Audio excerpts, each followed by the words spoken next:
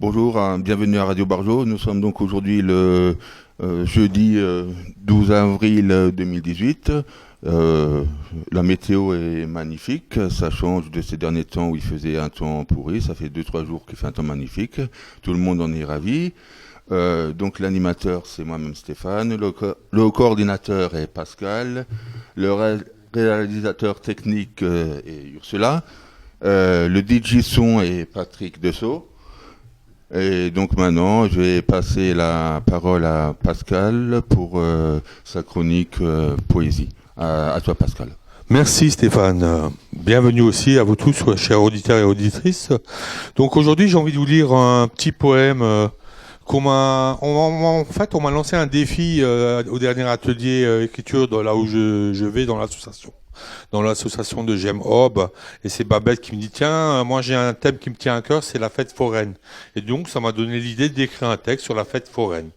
Je vous le lis, soyez tout oui.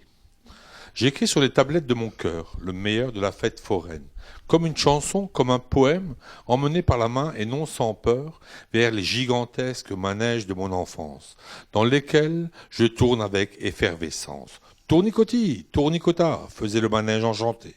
À grands cris et complètement déjanté, à y penser, je ressens encore toutes ces sensations, comme pour vivre une consolation. Je ne peux finir ces rimes sans penser à la barbe à papa, couleur rose, qui ont meublé mes plus beaux étés.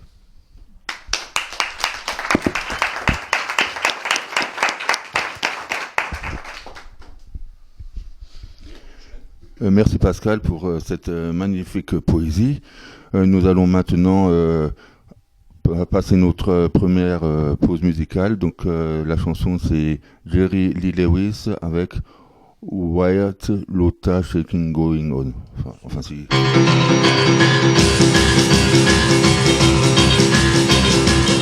Come on over, baby, whole lot of shaking going on. Yes, I say come on over, baby, baby you can't go wrong. We ain't faking, whole lot of shaking going on. Well, I say come on over, baby, we got chicken in the corner. Woo, huh? Come on over, baby, well they got the bull by the horn. We ain't faking, whole lot of shaking going on. Yeah, I said shake, baby shake. I said shake, baby shake. I said shake it, baby shake it. I said shake, make it shake. Come on over, whole lot of shaking going on. Oh, let's go.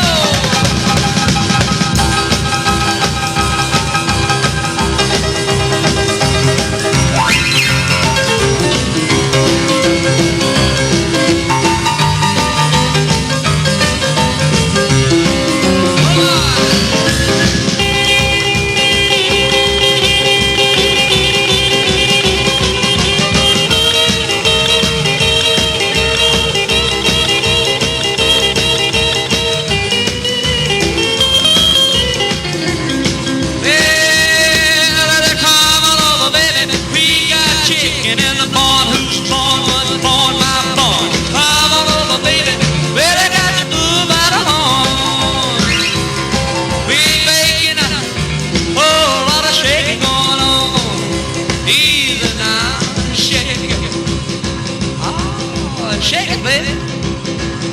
Yeah. You can shake it one time for me.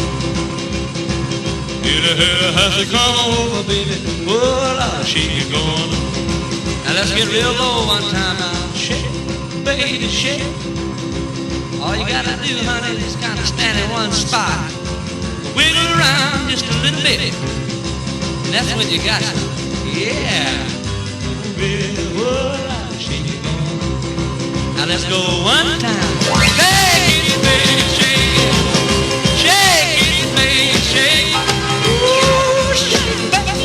Come on, baby, shake it, baby, shake it. Come on up. Oh, lot of shaking going on.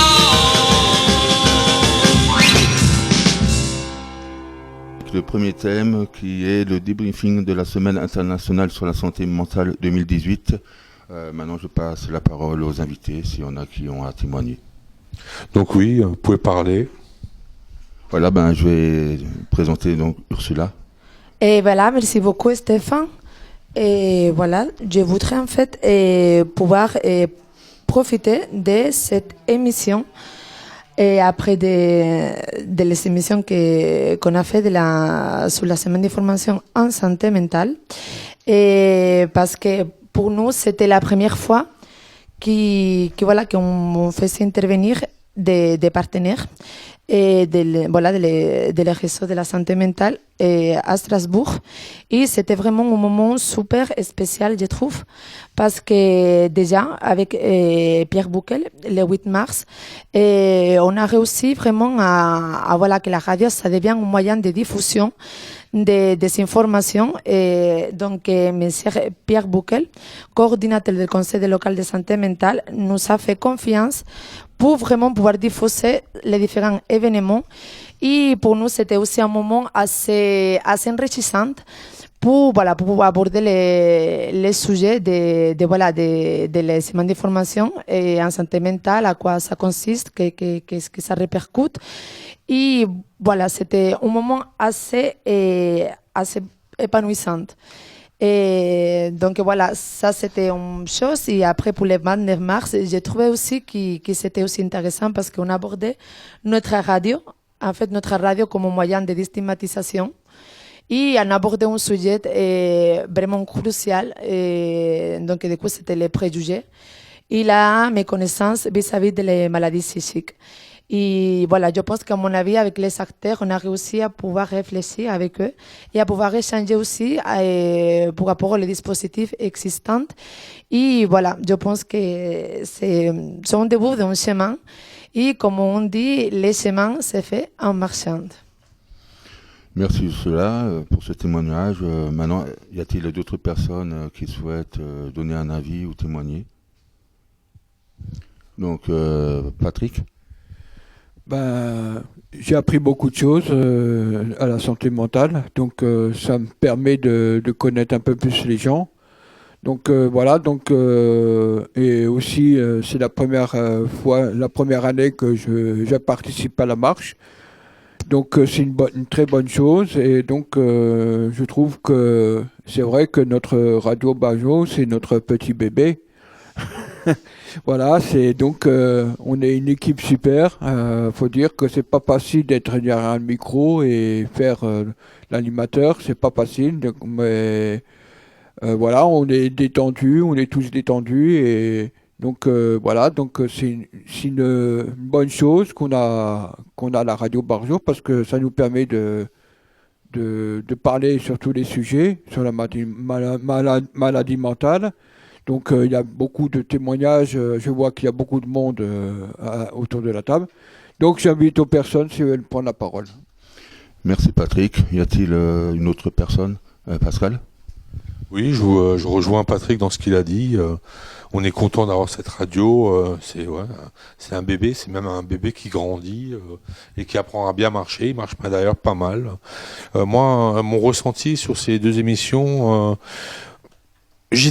moi, personnellement, je l'ai vécu un peu en absence parce que j'étais tellement concentré sur l'émission que j'étais tout zappé. La première fois au 8 mars, j'ai fait la présentation. Je pense que vous vous souvenez. Et ensuite, le 29 mars, j'écoutais mes sujets hyper intéressants, crucial. Donc, la santé mentale, la déstigmatisation de la maladie mentale, surtout des thèmes chauds, bouillants, un peu tabous d'ailleurs. Et non, j'ai bien vécu ces deux émissions. Merci Pascal. Y a-t-il quelqu'un d'autre autour de la table qui souhaite témoigner? Alain? Je veux juste dire que je suis à l'hôpital de Brumath, quoi. J'ai fait un grand tour j'ai dévié en passant du côté de chez les Gitans, en traversant une rivière. Et j'avais envie de dire que pas besoin d'engin pour être bien, pas besoin de vin pour être sous, quoi. Et j'aime pas le mot alcoolisme. Merci Alain. Quelqu'un d'autre? Mathilde?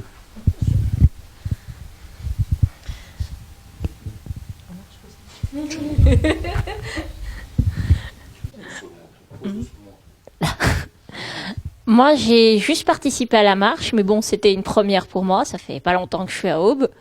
Donc, j'ai trouvé ça sympa de marcher tous ensemble, de se faire connaître un petit peu, de faire voir que bon, bah, on a un petit problème, d'accord, mais on en parle, on n'a pas honte, on est des gens, finalement, on le disait dans la rue, finalement, on est des gens comme les autres. On a juste ce que moi j'appellerais un petit plus. Voilà. Merci Mathilde. Y a-t-il encore une personne? Jérémy? Non. Ursula? Et moi, pour rapport à la marche, moi j'ai participé aussi Mathilde et c'était quand même très, comment dire, très épanouissant. Le fait de voir les différents acteurs et voilà, c'était une fin. Il avait le Club Plaisir, les jeunes Club Plaisir. Il avait les jeunes Aube, il avait la FGS. Donc voilà, il avait aussi Merci Erfeld. Et voilà les différents dispositifs. Et on était quand même assez unifiés. On était vraiment tous ensemble pour une même cause. Et voilà, on faisait vraiment entendre notre voix. Et voilà, on avait différents slogans et on avait fait des panneaux. Et on s'est bien amusé. Mais le plus important, c'était voilà, on était tous là pour une même cause. Et la union, comme on dit, fait la force. Merci Ursula. Il y a Sophie aussi qui aimerait intervenir. Alors je lui laisse la parole. Bonjour, donc je suis infirmière à l'EPSAN. Et d'après le retour des patients qu'on a pu avoir, on a pu constater qu'ils avaient bien apprécié la marche. Ils ont pu apprécier, échanger ensemble et puis faire ça tous ensemble d'une manière générale. On a eu de très bons retours. Merci Sophie. Quelqu'un d'autre encore? On va la pause musicale. Non, plus personne. Donc je vous propose de passer à notre seconde pause musicale. C'est Barry White, Let the Music Play. One ticket, please. Lord have mercy, everybody's here. Hey, what's going on, man? Yeah, she's at home. Yeah, she's at home. Yeah, she's at home. Let the music play. I just wanna dance the night away. Yeah, right here, where I'm gonna stay. All night long. Ooh, let the music play on. Just until I feel this misery is gone. Move, kick and groove and keep the music strong. On and on and on and on and on and on and on and on and on and on.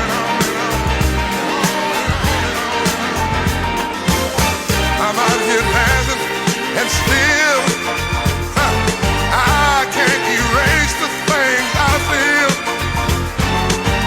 The tender love we used to share seems like it's no longer there. I've got to hide what's killing me inside. Let the music play. I just want to dance the night away. Yeah, right here where I'm gonna stay. All night long. Ooh, let the music play on.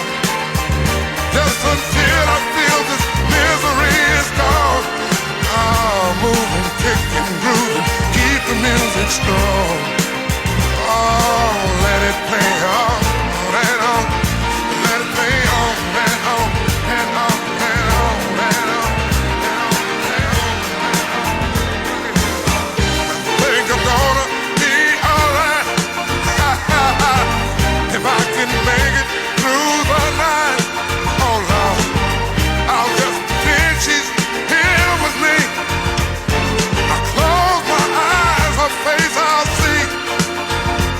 I know it's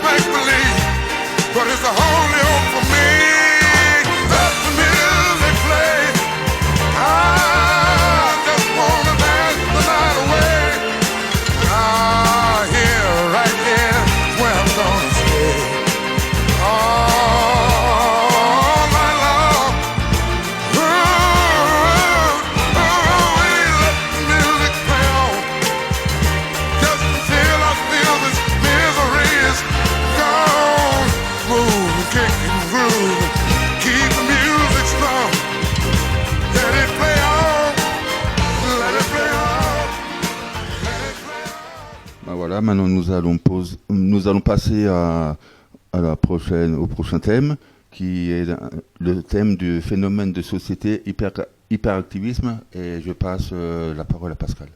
Merci Stéphane. Oui, en fait, j'avais à cœur de parler de ce thème qui est quand même, à mon sens, important aujourd'hui dans notre monde.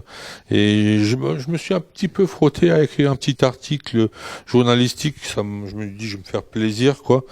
Et je vous lis ça pour introduire ce thème, pour que vous compreniez un peu de quoi, en fait, on va parler plus précisément.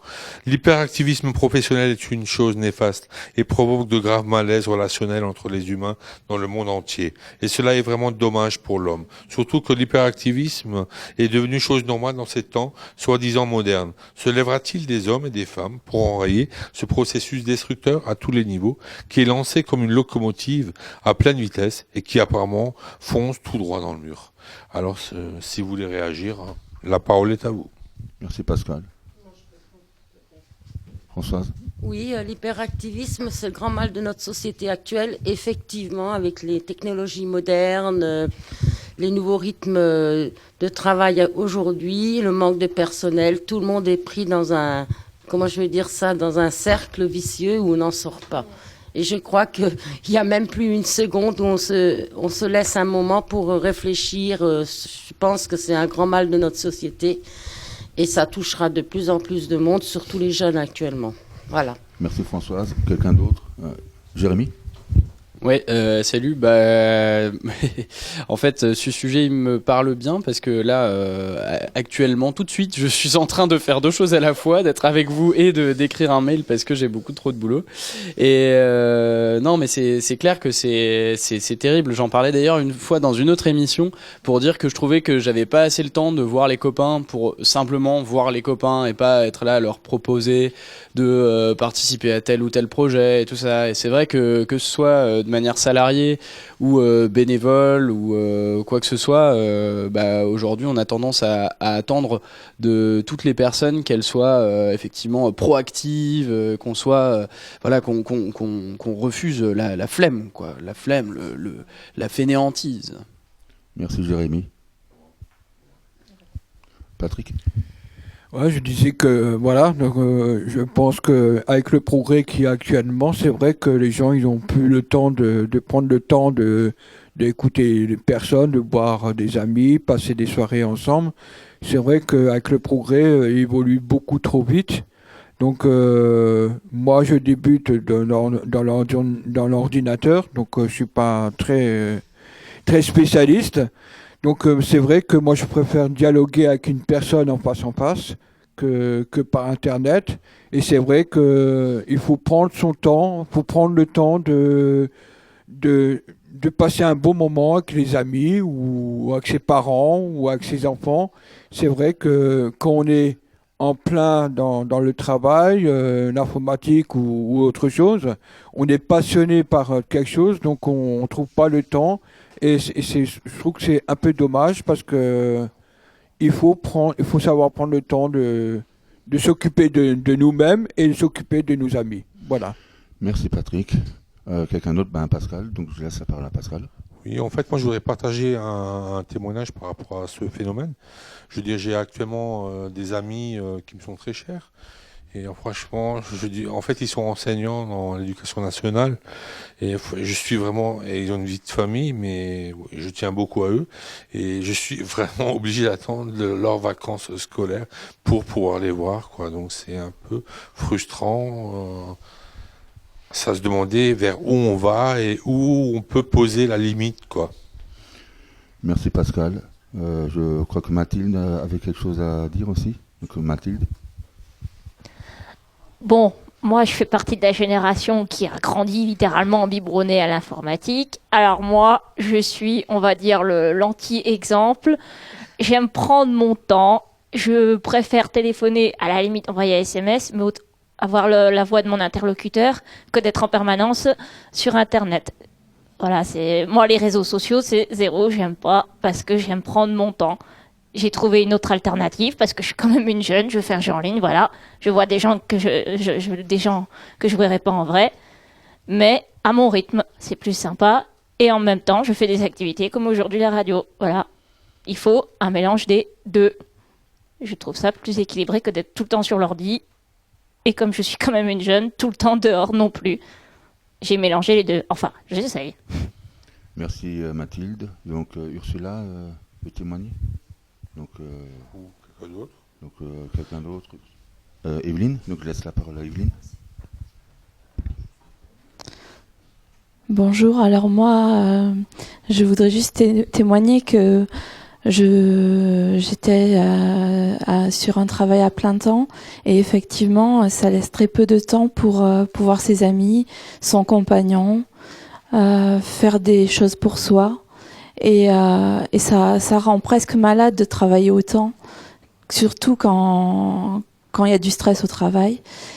Et je voulais dire que j'aime Aube, m'apporte beaucoup. C'est un endroit où je peux venir et il y aura toujours quelqu'un pour discuter avec moi. Et la radio, ça nous aide à transmettre tout ça et c'est super. Merci Evelyne. Donc Ursula avait quelque chose à dire, je crois. Donc Ursula. En fait, moi, je voudrais raconter mon expérience en fait par rapport à mon master. Du coup, je suis arrivée ici à Strasbourg pour faire un master en sociologie. Et donc j'ai passé longtemps en fait pour étudier ce master et vraiment je ne partageais pas de temps avec les amis, avec la famille. J'étais vraiment passionnée sur ma recherche. Donc, comment on peut réussir en fait à avoir cet équilibre quand on est tellement passionné pour quelque chose? Comment est-ce qu'on peut réussir en fait?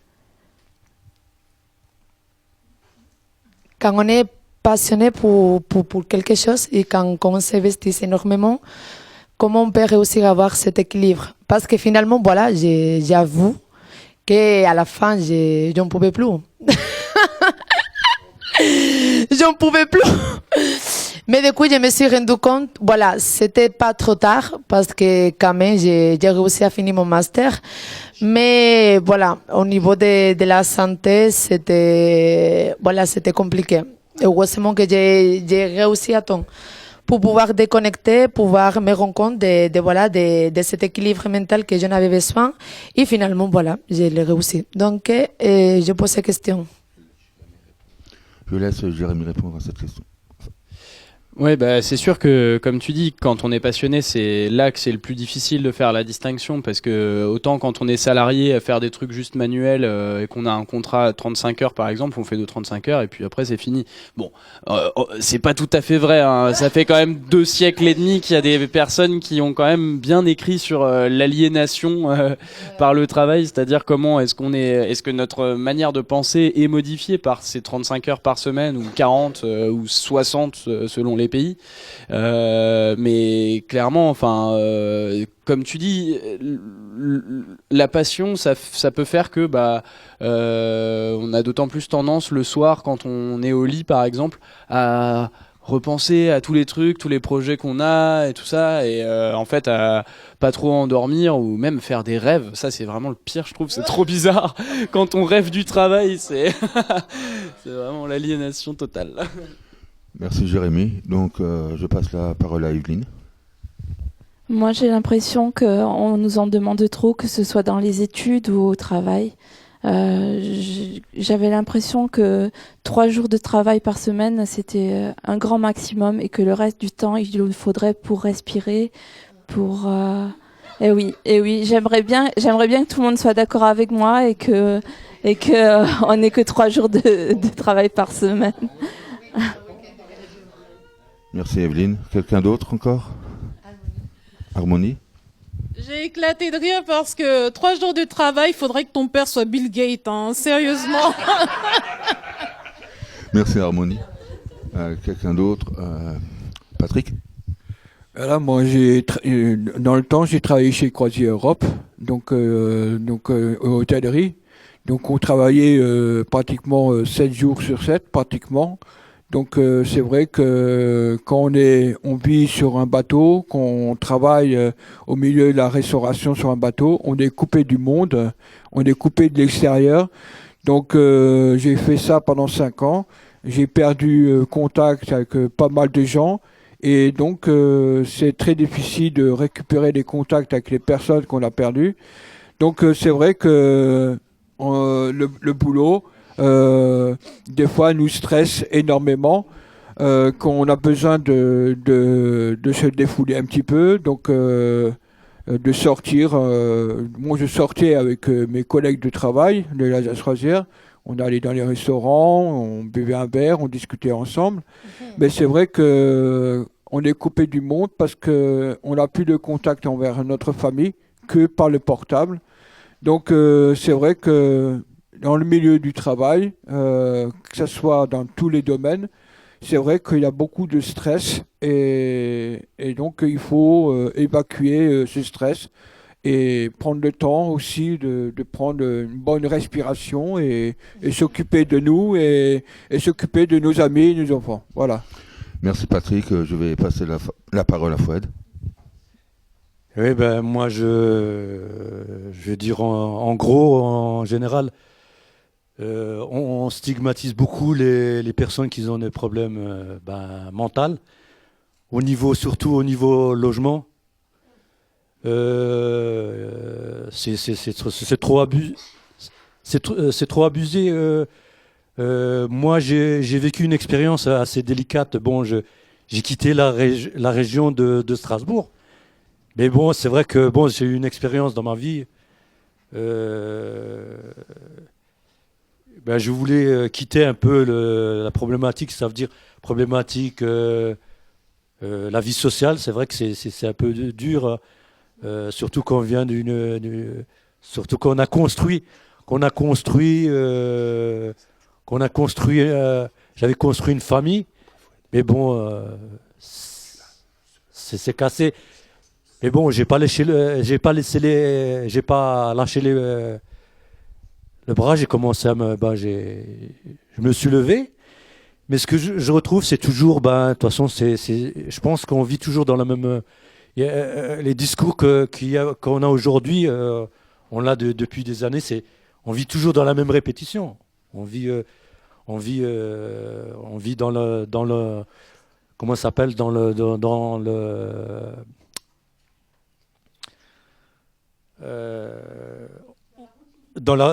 routine, dans le quotidien, il faut aller vite, on nous ressasse, il faut produire. Et voilà. Et je vous remercie beaucoup. Merci Fouad. De m'avoir écouté. Merci Fouad. Donc Françoise. Bon, quand on parle de l'hyperactivité, moi j'aurais peut-être une réponse, ça serait le revenu universel. On en parle beaucoup. Il y avait d'ailleurs une émission cette semaine. Ça permettrait aux gens de prendre des initiatives personnelles, de se retrouver mieux. Quand on parle des cadences de travail, des cadences, au niveau des études, je ne pense pas que ça changera trop. Mais enfin, ça serait quand même une issue. Il y en a peut-être d'autres. Merci Françoise. Quelqu'un d'autre Ursula. Merci Stéphane. En fait, je voudrais reprendre l'intervention de Fouad, que voilà, après il a bien suivi Françoise, parce qu'en fait, on est dans une société, en fait, il faut produire, il faut travailler, il faut donner. Et voilà, il faut répondre, en fait, c'est l'État qui nous exige ça. Donc, au moment qu'on ne puisse pas, en fait, produire, au moment qu'on se trouve dans une situation de difficultés à travailler ou des difficultés pour vraiment s'intégrer, en fait, dans cette logique, en fait, de travail qui voilà, c'est toujours, c'est 7 heures, 8 heures sans arrêt, même s'il y a des pauses, etc. Mais ça fait beaucoup. Et voilà, on se trouve dans une certaine façon exclu, parce que voilà, du coup, on n'a pas de ressources pour avoir un logement, parce que voilà, on n'a pas les revenus qu'il faut. Et donc, du coup, voilà, et heureusement qu'il a des dispositifs qui puissent nous aider par rapport à ça. Mais voilà, on a quand même de mal. On a beaucoup de mal parce que déjà, il faut une caution, il faut de l'argent, quoi. Et en parlant de les revenus universels, franchement, c'est une chose qui c'est pas bête. Pourquoi? Parce qu'on a beaucoup de machines, en fait, qui font le travail pour les humains. On voit, en fait, les machines comme des ennemis. Parce que du coup, ils quittent le travail aux autres. Mais pourquoi, en fait, on ne peut pas les voir de façon pragmatique? Plutôt, voilà, il y a des machines qui font le travail pour les personnes. Donc, du coup, pas besoin, en fait, de prendre des personnes, en fait, qui fassent ce boulot. Mais donc, du coup, ces personnes, en fait, ils doivent avoir des revenus. Ce n'est pas que ces personnes entrent en chômage. Et donc, du coup, voilà, il y a plus de travail. C'est-à-dire, un revenu universel, ça donnera quand même à tous l'opportunité de pouvoir vivre dans ce minimum. Parce que, voilà, les RSA, actuellement, c'est pas énorme. Merci Ursula. Je passe la parole à Pascal pour conclure, qui va conclure sur ce thème. Quelqu'un voulait réagir encore? Vous avez encore une dernière réaction, Mathilde? Bah, moi, quelque part, on nous demande de savoir faire beaucoup de choses en même temps. Or, il se trouve que moi, j'ai un handicap qui fait que je ne suis pas capable de faire plusieurs choses en même temps. Je suis incapable de conduire. Et à cause de ça, vu l'endroit où j'habite, je ne trouve pas de boulot. Et on me regarde. Et comme je vis chez mes parents, on regarde mes parents de travers. Pourquoi votre fille, elle ne travaille pas? Parce qu'elle n'a pas le permis. Pourquoi elle ne passe pas le permis? C'est pas financé, parce que je ne peux pas. J'y peux rien, c'est comme ça, bon. Et je trouve ça dommage. Qu'on me regarde, alors que j'ai quand même fait des études, j'ai fait un choix on va dire, de vie. Et maintenant, parce que j'ai pas de boulot alors que je voudrais travailler, on me regarde de travers et on regarde de travers mes parents qui n'y sont pour rien. Bon, pourquoi? Moi, je dis pourquoi. Merci Mathilde. Je passe la parole à Pascal pour conclure, qui va conclure sur... Je voudrais, pour conclure, rebondir sur ce qu'a dit Ursula. En fait, oui, c'est vrai, on nous demande de donner, et en fait, on oublie à donner le principal, c'est-à-dire l'amour. On oublie de s'aimer, on oublie de se parler, on oublie de se rencontrer, on oublie de faire des activités ensemble, on oublie de jouer avec ses enfants, on oublie plein de choses. Et donc, voilà, je te remercie Stéphane de nous avoir conduits dans ce thème et je te laisse prendre la suite. Merci à vous. Donc maintenant, on va passer à Enrico qui va nous slimer quelque chose. Merci Stéphane. C'est un texte que j'ai écrit le 9 août 2009. C'est vraiment, je l'ai sorti des greniers, quoi. Et si c'était vrai? Pour toute vie, il y a une fin. Pour chaque pauvre, il y a du pain. Effacer les frontières. Avoir un seul pays-terre. Métisser les couleurs. Éloigner toute peur. Respecter femmes, hommes, croyances, traditions. Vivre de partage, liberté, amour et passion. Bâtir un monde sans loi. Faire la trêve entre le chasseur et sa proie. Censurer les censures. Vivre à l'air pur. Faire revivre la culture. Rendre sa beauté à cette nature. Veiller sur les autres. Supprimer ces bourges et leurs apôtres. Aider, donner, être bénévole. Réunir les deux pôles. L'utopie, nostalgie, mélancolie ou paix. Pacifiste, c'est un nouveau mot. Humaniste, c'est vrai. Méditez sur ces lignes. Je suis fou, ne lisez pas mes conneries. Car je ris sur toutes ces lettres qui viennent de mon esprit. Ces lignes d'ambition et de rêve avec lesquelles Adam a séduit Ève. Merci.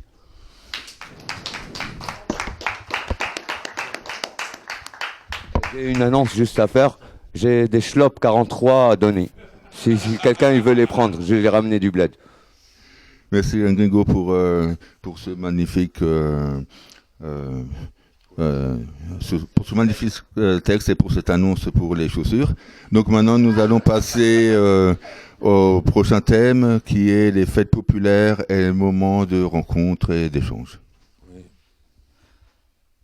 Alors il y a Pascal veut parler. En fait, je pense que ce troisième thème Il marche le micro là? Ouais. Ce troisième thème est une très bonne transition avec notre thème d'avant.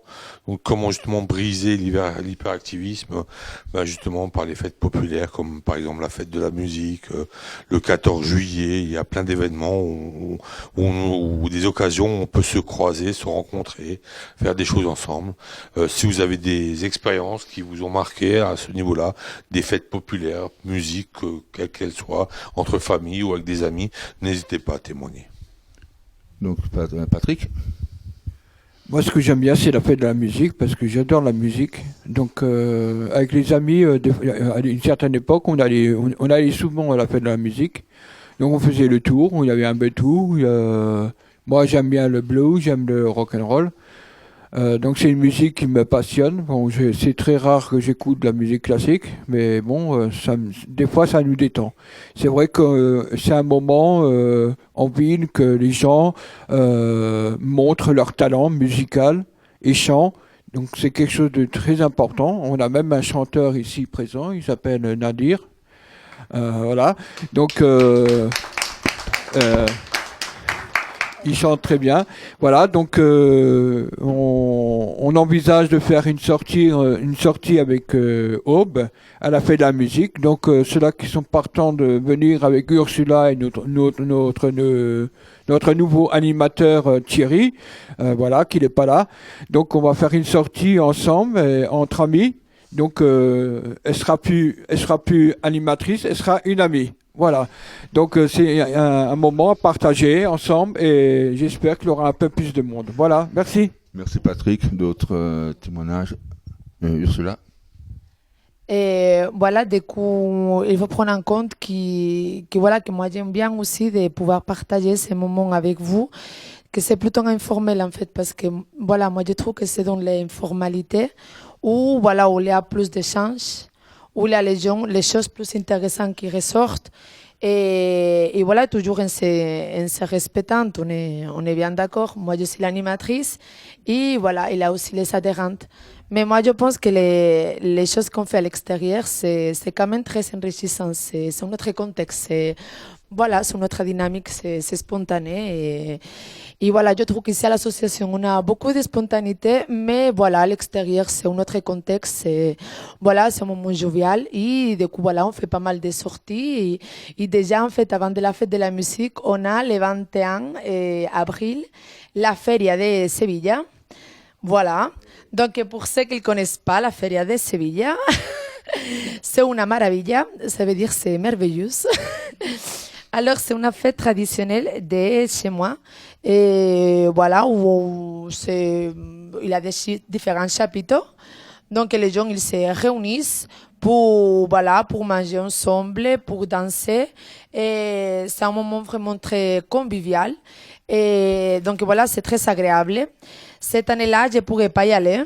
Donc, si la montagne ne va pas à Mahoma, elle doit aller à la montagne. Donc, c'est moi qui ramène la feria, cette fois-ci à Strasbourg. Et donc, venez numéro.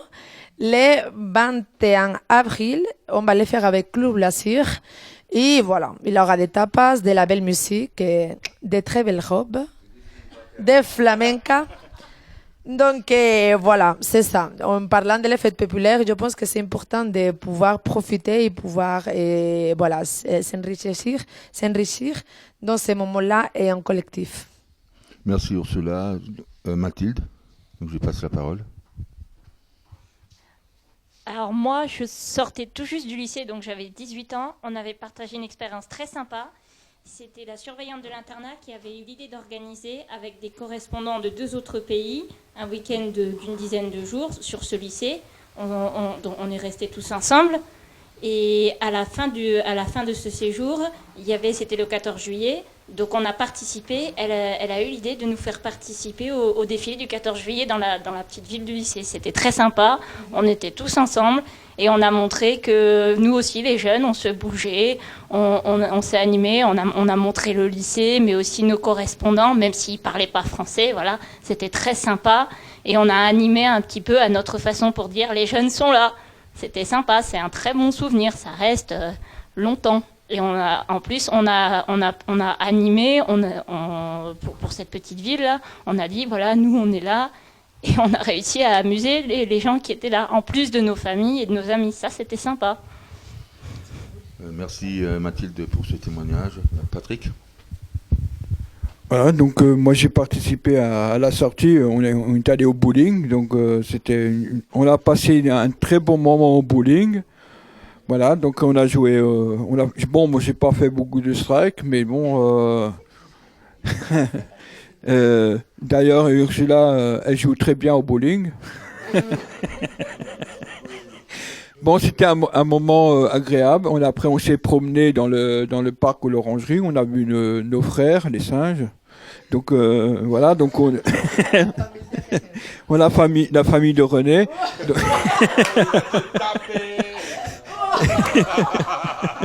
On a passé un agréable moment et après on s'est posé sur une terrasse et on a bu un verre et on a discuté. Donc on a passé un très bon moment. J'espère qu'on passera encore des bons moments comme ça. Ça m'a permis d'évacuer mon stress et de m'approcher de plus en plus à connaître les personnes qui est autour de nous. C'est vrai qu'il faut apprendre à se connaître et donc Aube, c'est vraiment une famille. Voilà. Merci Patrick. Après donc cette bonne crise de fou rire, on va passer la parole à Harmonie pour son annonce. Donc Harmonie. Alors j'ai une annonce spéciale à faire. Je suis Harmonie. En fait, je participe au centre socio-culturel du Fossé des 13 et donc j'y vais régulièrement, une fois par mois depuis janvier. Et donc on prépare l'arrivée de la fête pour la musique et pour la semaine de la musique, etc. Et pas seulement ça, c'est pour célébrer toutes sortes d'handicaps pour les gens qui sont malvoyants, handicapés physiquement et ceux qui ont des handicaps psychiques.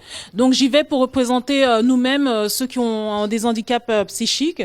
Donc je veux aussi annoncer par ce biais qu'il y aura 3 jours de fête, donc j'espère que vous y viendrez nombreux. Donc il y aura le premier jour jeudi 21 juin, donc ça sera le soir à 18h30 et donc il y aura des scénettes, etc.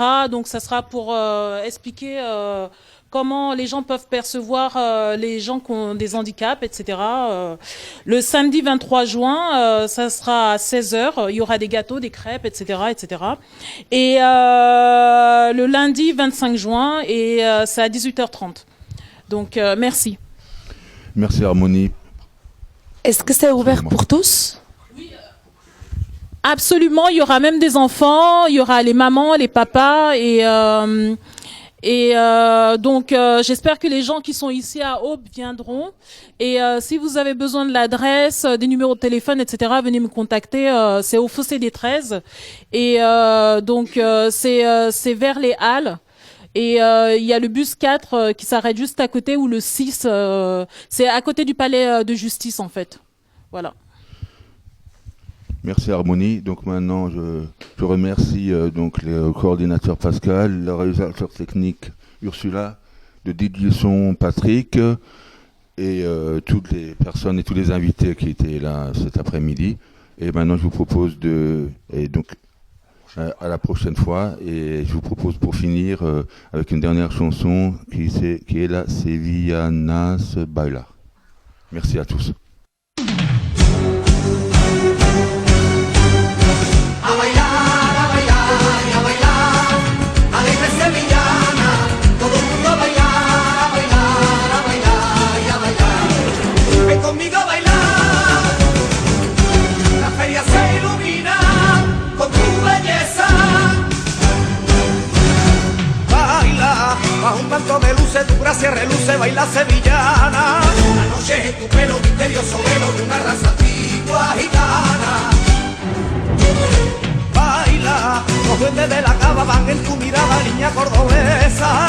Entre palmas gigantes brilla tu semblante de tu vieja estirpe y grandeza. Ole, la noche está embrujada, niña enamorada, son Andalucía. Que viva la alegría de mi gente y de mi pueblo, vamos a bailar. A bailar, a bailar y a bailar, alegre sevillana. A bailar, a bailar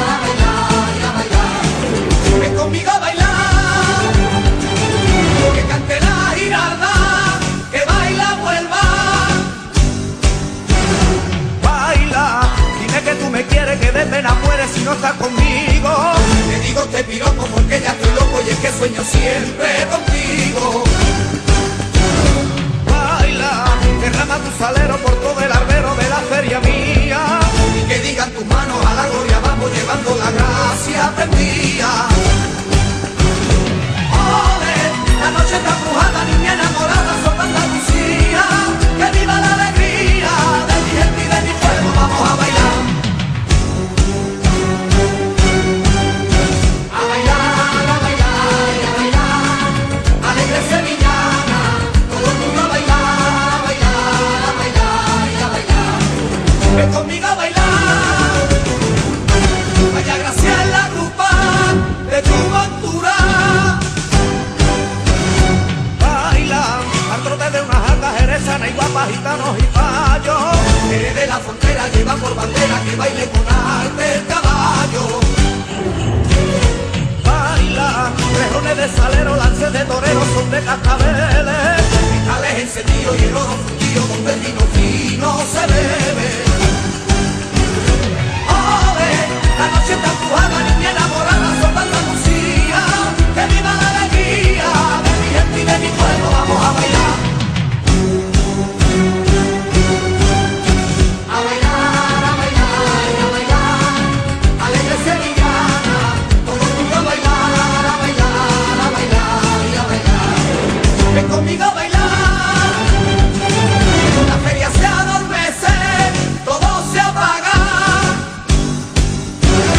Baila, que siga la alegría de noche y de día con la sevillana. No cierre las cortinas que pusiera anima, toca niño alegre la palma. Baila, que ya vienen regando y te están mojando, ya está amaneciendo. No digas disparate con el chocolate, déjame que siga bebiendo.